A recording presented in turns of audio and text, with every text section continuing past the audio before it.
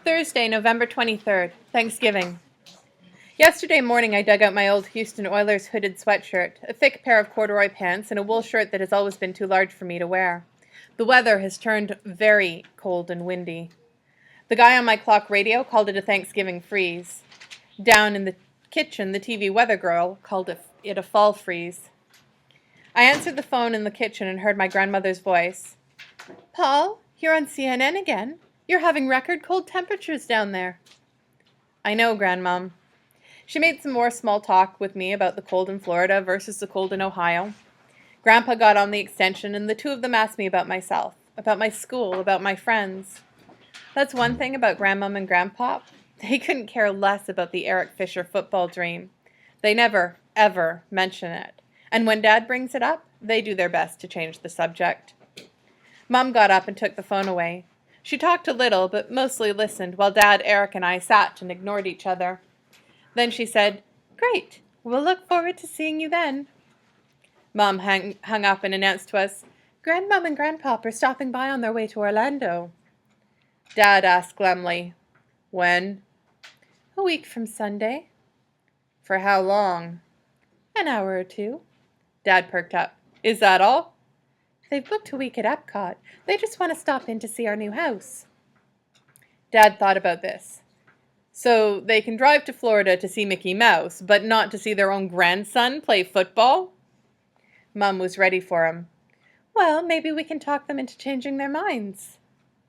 Dad managed a weak smile. Mom turned the conversation back to the unseasonably cold weather. She said, "I'm going out to the storage bin today to get winter clothing for all of us. If there's anything in particular you want, let me know." Dad said, "Whatever you packed up in Houston, I'm sure that's okay." Mom said, "Eric, you'll need to give me your key. We locked mine in the bin yesterday." Eric looked up. "Oh yeah, I got it in my locker at school."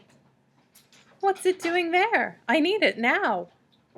"That's where I keep a lot of my stuff." "Okay, how can I get it?" "I'll bring it home today."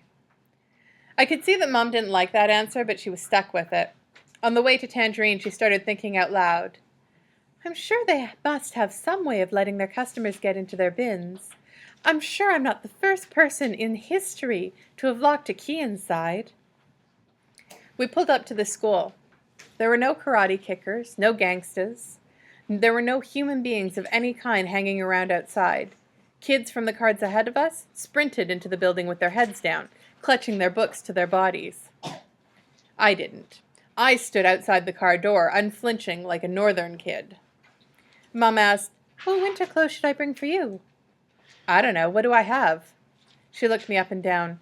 "I swear, Paul, you've grown half a foot this year. You probably don't have anything that fits, including what you have on now." "Thanks, Mom." "Are you at least warm?" "Yep, I'm at least that." "Okay, you'd better get inside. I'll see you later." I walked into the building. In those few yards, my ears were turned red and raw by the wind.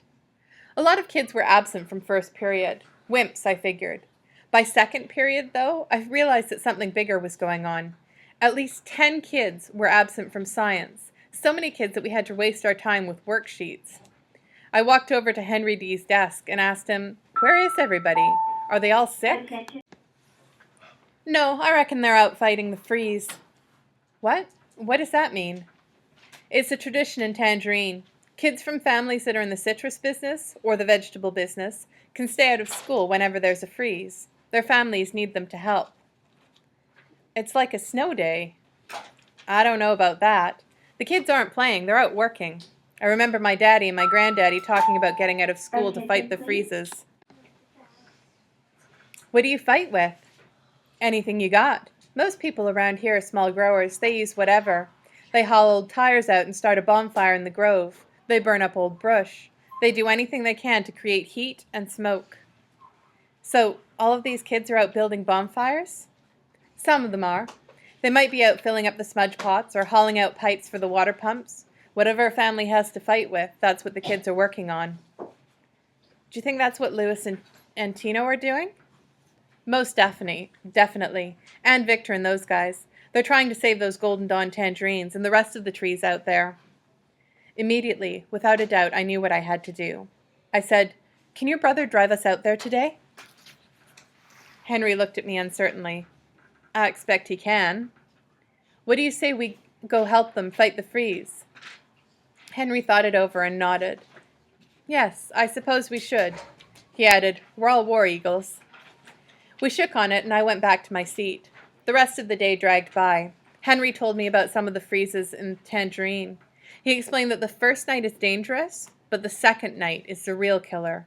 The trees are injured already. They're weak and vulnerable. Lewis and his crew had probably worked all night in the groves. They would sleep during the day, and then the battle would resume at sunset, and we would be there. I called Mom at lunchtime, but she was out. I left this message. Mom, we're having a combination science meeting and sleepover party at Tino's house. I have a ride there with Henry Dilks. I hope it's okay to go because I already said I would. The good news is that you don't have to pick me up for after school. I'll call you when I get there. Bye.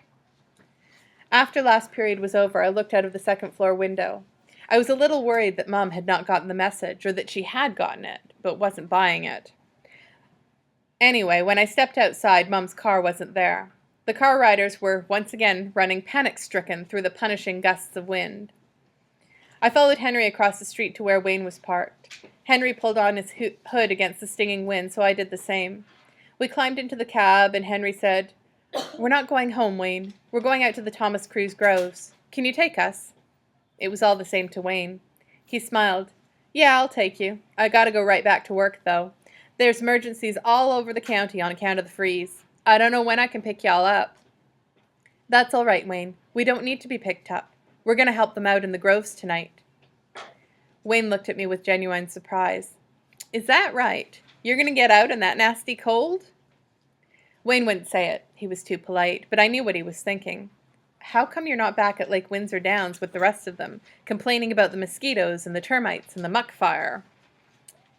We pulled off Route 22 at the Thomas Cruise sign and bumped down the dirt road.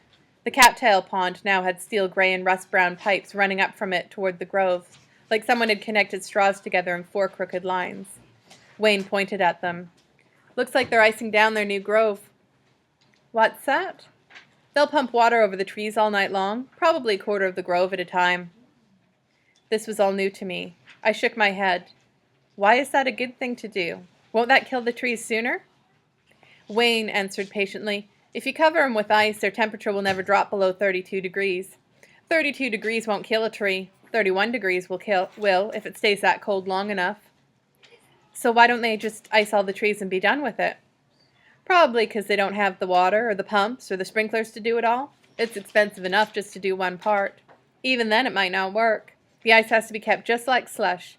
If ice gets thick and hard on a tree, that thing will crack in half like a Thanksgiving wishbone. So what if they start this slush thing and they run out of water? That won't happen. That there's a spring-fed lake. It'll just keep filling up. Now they might run out of diesel fuel. Water won't do you any good if you can't pump it where you want to. Look over there. Wayne pointed at something that I hadn't noticed before. On the rising ground behind the house, barely visible from the road, was a vertical orange tank 20 feet high. It looked like a giant can of frozen orange juice stuck there on its side. That tank's full of diesel fuel. That diesel's your life's blood tonight. I'm going to pause there.